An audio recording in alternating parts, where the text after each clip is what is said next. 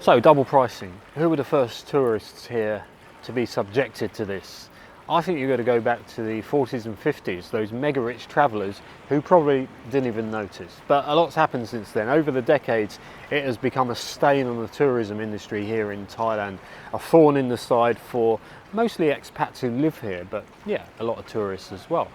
Now, thanks to the internet and social media, it's been pretty much at the forefront of complaints about travelling in Thailand.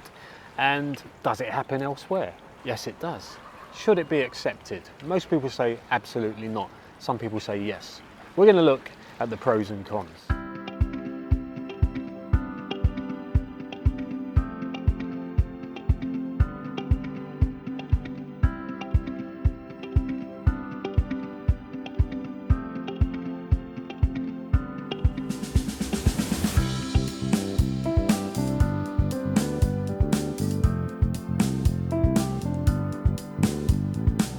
Some take it really personally and emotionally, and I can see why, because you could be having a great day here in Thailand.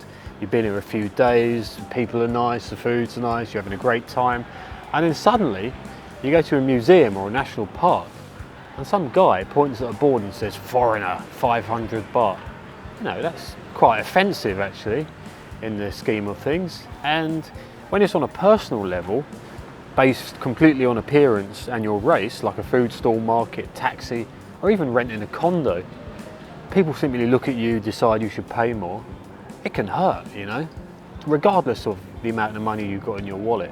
So this is an issue that will always be ongoing.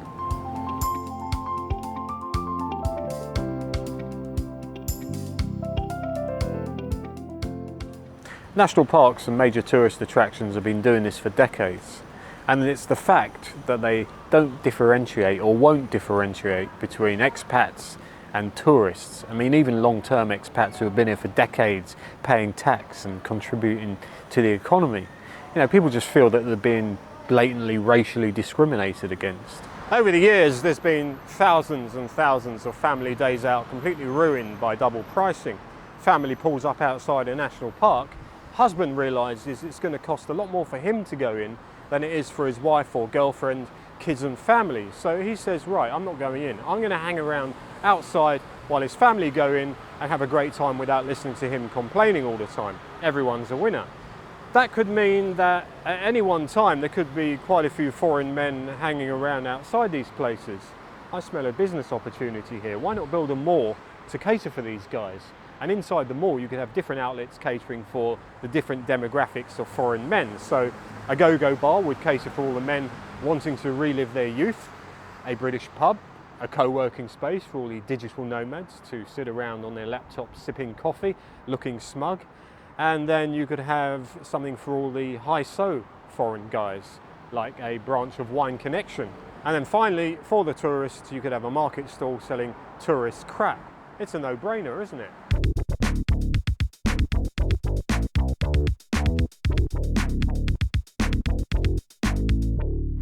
There are valid reasons for double pricing, like maintenance and upkeep of these places, paying people's salaries, making up for less revenue, less tourists during low season, although I don't think there's going to be a difference from now on between low and high season. People are just grateful to travel, especially after the last couple of years, so that ain't going to matter anymore.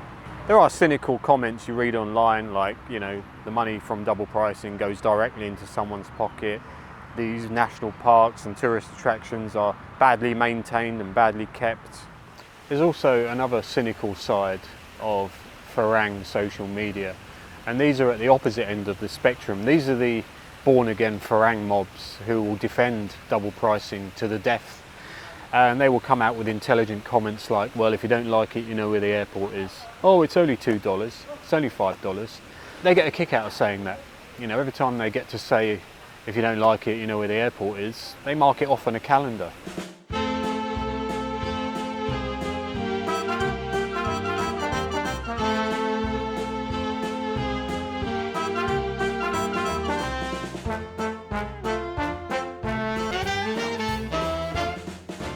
So why would Thais think foreigners are all rich, they're all millionaires?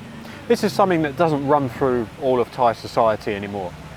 If you think about it though, in the old days, exchange rates were extremely favourable to foreign tourists, and Thailand was a real bargain holiday.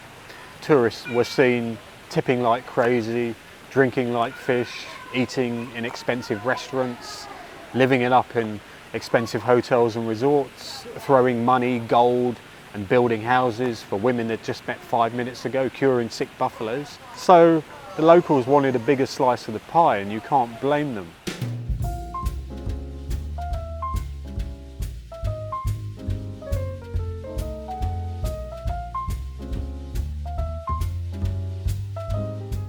It's common knowledge that there's a lot of foreigners who've been living here for many years, many decades even, paying taxes, supporting the economy, supporting wives, girlfriends, families, kids, doing great charity work, and generally making a difference. Why should they constantly be seen as temporary visitors on a par with tourists? Okay, there are places where you can present a work permit, a driving license, even a Thai bank card, and get the local price. Why not make that a constant all across the board, standard practice? That would be a great start. If the government came out tomorrow and said all dual pricing is now illegal, we're going to abolish it, it'd be pretty tough to police that, but doable if they really made the effort. But it'd also be a bit of a loss of face, I reckon, for the Thai government. I mean, they can't be seen to be making life easier for the foreigner, surely. I mean, what next? The visa system being made easier to negotiate and a bit more lenient? Not likely. I mean, that is another video altogether. One thing at a time here. Whenever there's a news story about double pricing or a foreigner being charged more than a local, the whole FARANG social media circuit erupts into collective disgust and condemnation, and you get people writing comments saying, oh, I'm going to leave the country, or I'm going to move to a place where my presence and my money is more appreciated. And you also get a lot of heroic comments from people saying how satisfied they felt when they went to this national park or museum, whatever, and they turned away and refused to pay. There is something that could create a few ripples, I thought. If we choose one day, and on this day, thousands and thousands of foreigners around the country descend on these places that practice dual pricing. And they don't go in, they just turn away at the gate and say, I'm not going to pay. But instead of walking away and leaving, driving off, they all hang around outside these places.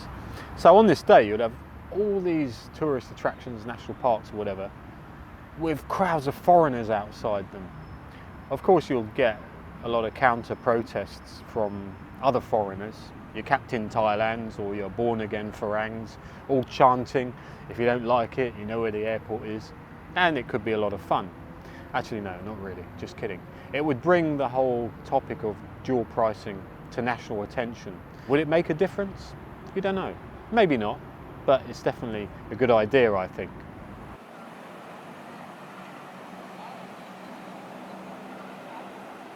Anyway, it's getting dark. I've got to leave Chatuchak Park because I don't want to get arrested for loitering here in the dark, and it looks even more suspicious if you've got a camera. I better check my flies are not undone.